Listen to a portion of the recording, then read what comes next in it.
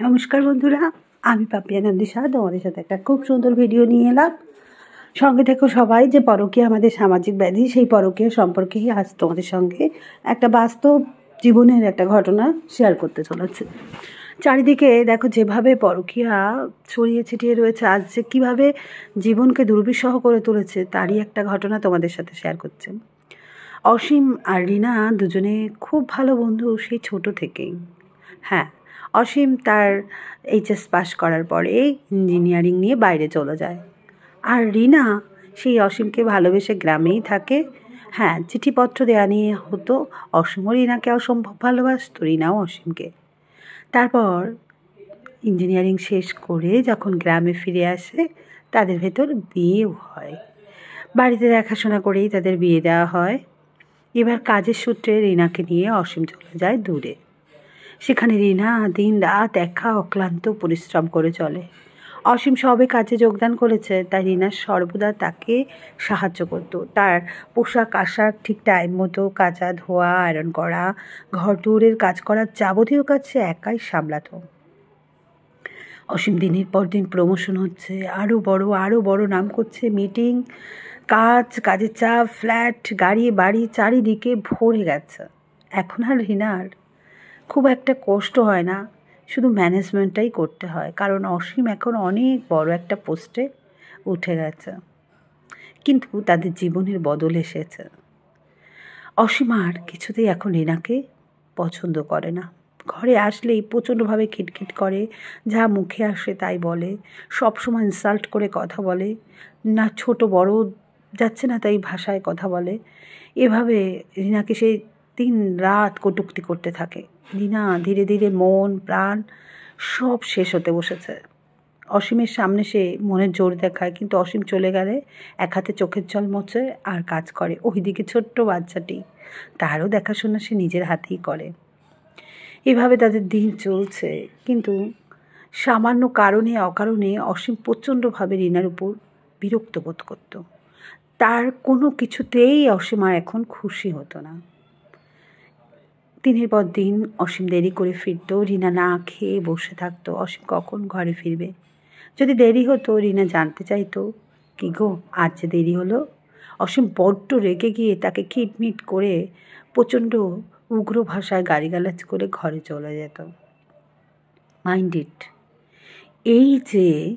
এই কথাগুলোই যদি অসীম যার সাথে পরকীয়া করছে তার নাম সীমা, সেও যদি জিজ্ঞাসা করতো, অসীম আজ যে দেরি হলো, তুমি এত দেরি করলে কেন? তখন কিন্তু তাকে ঠিক রিনাকে যে ভাষায় যে বিহেভিয়ার করে কথাগুলো বলেছে, সীমাকে সেই ভাষায় কথা বলতো না। এখানেই পুরুষদের দুর্বলতা। ঘরের স্ত্রীকে তারা সম্মান দিতে জানে না, অথচ পরকে সম্মান দিতে জানে। ওই জন্যই তো তারা পরকীয়ায় মত্ত হয়ে ওঠে। তাদের কাছে একটা অদ্ভুত নেশা পরকীয়ার নেশায় তারা মাতাল হয়ে যায়। ঠিক যেভাবে সে সীমার সাথে কথা বলছে, ওই রকমভাবেই যদি রিনার সাথে কথা বলতো, ক্ষতি কী হতো? ঘরের স্ত্রীরাও তো আশা করে স্বামীর কাছ থেকে ভালোবাসা, আদর, যত্ন। তাদেরও বা আর আছে কে? যাই হোক, এইভাবেই চলতে থাকলো। অসীম রিনাকে এবার জানালো, তোমার সাথে আমার আর পড়ছে না, এক ছাদের তলায় থাকা আর আমার পক্ষে সম্ভব না। রিনা মুচকি এসে জানতে চাইলো, কারণটা জানতে পারি? অসীম বলল, তুমি যা করেছো আমার সংসারের জন্য অনেক করেছো, আমার বাচ্চার জন্য অনেক করেছো, তোমাকে আমি ঠকাবো না, কিন্তু এখন আমার তোমাকে আর মনে ধরছে না, আমার ভালো লাগছে না, তোমার সাথে আমার মন কিছুতেই মিলছে না, আমার এই সংসারে থাকতে আর ইচ্ছে করছে না, আমি এই সংসার করবো না, এক ছাদের নিচে থাকতে চাই না বলে বেরিয়ে গেল। রিনা সঙ্গে সঙ্গে তার টিফিন বক্স গুছিয়ে তার ব্যাগে প্রত্যেক দিনের মতো জামা কাপড়, তোয়ালে, জুতো মুছে সব রেডি করে দিয়ে ছেলেকে নিয়ে ঘরে চলে গেল। অসীম দম করে অফিস চলে গেল। রিনা খুব কাঁদলো ছেলেকে জড়িয়ে দিয়ে, প্রচুর কাঁদলো। রাতে অসীম বাড়ি ফিরলে অসীমকে বলল, তুমি তো ডিভোর্স চাও, আমার সাথে আর থাকতে পারবে না, তো আমি তোমায় ডিভোর্স দেব। তুমি যা করলে ভালো থাকবে, তোমার সুখ তোমার খুশির জন্য আমি সব করতে রাজি। আমাকে ছেড়ে দিলে যদি তুমি সুখী থাকো, আমি খুব খুশি হব, আমি মরে গিয়েও শান্তি পাবো। হ্যাঁ, কিন্তু তার আগে কথা আছে, আমার যে সন্তান, ওর বাবা মার ভিতর এখন শুধু ঝগড়াটাই দেখে, কখনো ভালোবাসা দেখেনি। তাই আমার ইচ্ছে যে তুমি আমার কয়েকটা প্রতিশ্রুতি পূর্ণ করবে। যদি রাজি হও তবেই আমি ডিভোর্স দেব। অসীম চাইতো যে কোনোভাবে এখন রিনাকে ডিভোর্স দিয়ে সীমাকে ঘরে আনতে হবে। তার মন প্রাণ সব কিছু যে সীমার মধ্যে, রিনাকে আর তার কিছুতেই ভালো লাগছে না। তাই রিনা যা বলবে সব মেনে নিতে রাজি, শুধু একটা ডিভোর্স চাই। অসীম তো রাজি হয়ে গেল। ঠিক আছে কী বলবে বলো। বললো, এই যে আমি তোমাকে 1 মাস পর ডিভোর্স দেবো, আর এই 1 মাসের ভেতর কাজ হবে সপ্তাহে 2 দিন করে তুমি আমাকে ঘুরতে নিয়ে বেরোবে, আমাকে আর আমার ছেলেকে। আর আগে যেমন নতুন বিয়ের পরে দরজা পর্যন্ত আমাকে কোলে করে নিয়ে যেতে, ঠিক তেমন করেই আমার শোয়ার বিছানা থেকে আমায় কোলে করে দরজা পর্যন্ত নিয়ে যেতে হবে। এই দুটো কাজ তোমাকে রেগুলার করতে হবে। যদি তুমি 1 মাস ঠিকঠাক করো তবেই আমি ডিভোর্স দিয়ে দেব। অসীম তো মনে মনে ভাবলো, এ আর এমন কী কাজ। ঠিক আছে আমি রাজি। প্রত্যেক দিনের মতো অসীম রিনাকে কোলে করে দরজা পর্যন্ত নিয়ে যায়। রিনার প্রচণ্ড ওয়েট, অসীমের কষ্ট হচ্ছিল, তবু ডিভোর্স তো দিতেই হবে। তার জন্য সব করতে অসীম এখন রাজি। তাই অসীম রেগুলার নিয়ে যায়। সপ্তাহে 2 দিন করে ঘুরতে বেরোনোর কথা, সেই মতো ছেলেকে আর মাকে নিয়ে সে ঘুরতে গেল রিক্সা করে। হ্যাঁ, যখন সে ঘুরতে যায় তখন রিনার চুলগুলো ঠিক কলেজ লাইফের মতো অসীমের গায়ে বারবার লাগছিল। অসীম চুলগুলো সরিয়ে দিচ্ছিল আর আলাদা একটা অনুভূতি গ্রহণ করছিল। কখনো কখনো ওর আঁচলটা উড়ে এসে অসীমের গায়ে পড়ছিল। অসীমের একটা আলাদা অনুভূতি হচ্ছিল। কেন পুরুষরা বলুন তো ঘরের স্ত্রীকে সময় দিতে পারে না? পরকীয়া করতে গেলে তো হাজার কাজের ভেতর থেকেও তারা সময় বার করে।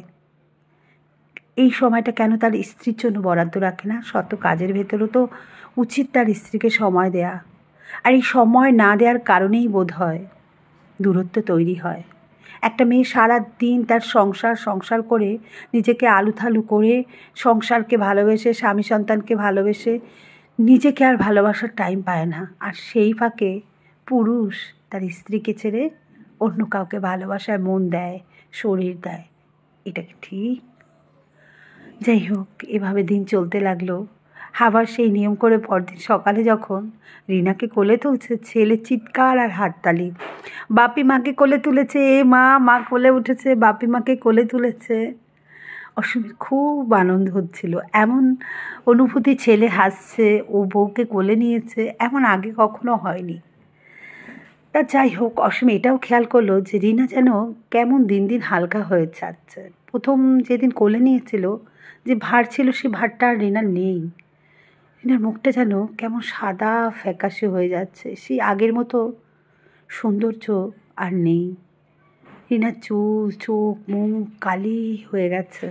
সে আর দেরি করলো না, সীমাকে গিয়ে বলল, সীমা দেখো, রিনা তো আমার ওয়াইফ, তাকে আমি ঠকাতে পারবো না, তাই গাড়ি বাড়ি ফ্ল্যাট তার নামে লিখে দিচ্ছি। তারপর ও ডিভোর্স হয়ে গেলে আমি আর তুমি ছোট্ট ঘর নিয়ে সুখে সংসার করব। চট করে সীমা রেগে গিয়ে বলল, তোমাকে দিয়ে আমার কি হবে? তোমার গাড়ি বাড়ি ফ্ল্যাট যদি নাই থাকে? শোনো, ওসব ধোপে টিকবে না। ভালোবাসতে গেলে টাকারও প্রয়োজন হয়। অসীমের বুকে যেন একটা সজোর ধাক্কা লাগলো। অসীম দৌড়ে বাইরে বেরিয়ে গেল। ভাবলো, আমি তো রিনার সাথে প্রচণ্ড অন্যায় করেছি। ভিতরে ভিতরে অসীমের ছটফট করতে লাগলো। সে বাজার থেকে এক গুচ্ছ রজনীগন্ধা আর গোলাপ নিল। আজ রিনাকে সব ভুল বুঝাবুঝি মিটিয়ে অনেক ভালোবাসবে, সম্পর্কটা আবার আগের মতো করে নেবে। গিয়ে দরজায় নক করতে ছেলে দৌড়ে এলো। বাপি তুমি এসেছো? মা দেখো কথা বলছে না। বাপি কোথায়? তখন দৌড়ে অসীম বিছানার পাশে গিয়ে দেখে রিনা শুয়ে আছে। রিনাকে অনেক ধাক্কাধাক্কি করলো, রিনা উঠল না। পাশেই ফাইল রাখা।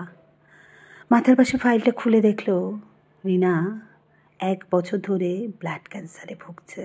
এবার ভাবুন তো, চিরদিন